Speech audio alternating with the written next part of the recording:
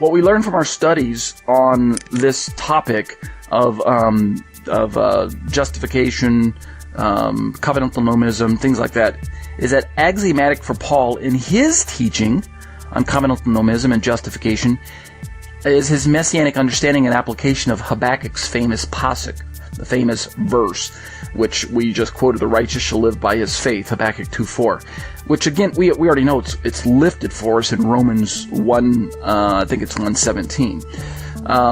The just shall live by faith, the famous passage that got Luther thinking so much. In Habakkuk 2:4, the last half of the verse is usually translated, the righteous shall live by his faith.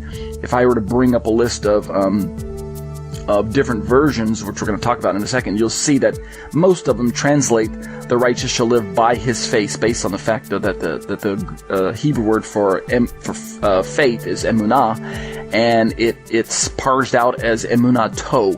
And whenever we hear the to in Hebrew, typically that's the genitive, the possessive, meaning his faith. In this case, emunah, faith, to, his. The righteous shall live by his faith, not just the righteous shall live by faith.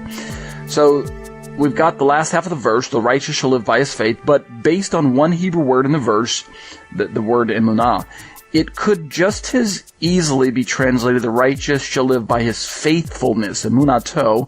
Emunah is faith, but it's also faithfulness. So that's very important for us to consider, especially from Paul's perspective when he's trying to explain about justification.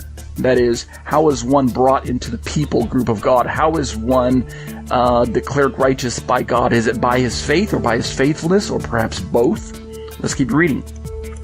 The Hebrew word emunah is both faith and faithfulness. We're at the top of page 77 now, which is why, if you look it up in the Habakkuk 2:4 in the NIV, the NLT, the NET, and the GWT, they all have faithfulness for this word instead of faith.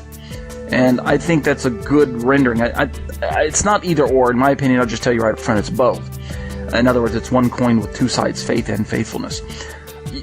Interestingly, I found out that Young's literal translation has steadfastness. Kind of interesting translation there. So let's work our way towards Tim Haig's quote. The origin words for faith and faithfulness, as I mentioned earlier, share a noun and verb relationship in both Hebrew and in Greek. Tim Haig of TorahResource.com explains the Hebrew and Greek noun and verb cognates this way. So listen up. One of the major difficulties we encounter in our discussion of trust, believe, and faith/faithful, these words that we find in our Bibles, is that there's no corresponding verbal form of faith in the English language. You understand what he's saying? We have no way of saying that one, quote, faithed, end quote, or that someone is, quote, faithing in God. We don't speak that way in English. We usually say someone is believing, something like that, or one believed. Yet in both Hebrew and Greek, Haig goes on to say, the word group expressing the concept of faith also contains a verb cognate. So when we say that one has faith in the noun, then in the Hebrew and in the Greek, we can also just know that there's a verb cognate. So faith and believe and believed, or things like that. So for instance, Haig goes on to say, the Hebrew word aman, which he's translating as to be supported, from which we derive the verb to believe, has the corresponding noun emunah. Just as a side note, aman is the Hebrew word where we get our word amen from, and also in Greek, I think it's just a transliteration of the Hebrew amen, if I remember it. So basically, aman, to be supported, gives rise to the verb to believe, and it has the corresponding noun emunah, which means faith or faithful, which is why we translate it that way. Likewise, if we turn to the Greek, we have pisteuo, which we usually translate as to believe, and it has the corresponding noun pistis. See how they're related? Pistio, the noun, has the pistio, the verb. Usually Greek verbs end in O sound. Pistio, to believe, has the corresponding noun pistis, which means faith or faithful.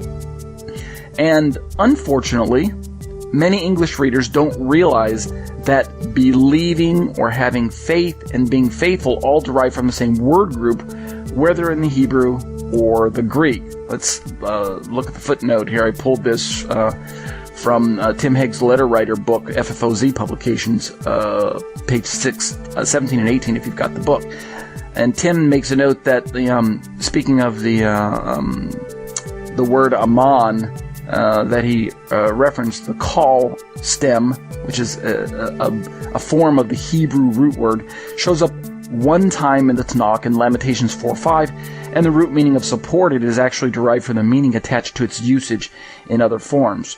The Brown Driver Briggs Gesenius lexicon offer confirm or support as the root meaning of that particular word aman. All right, let's go back into my commentary.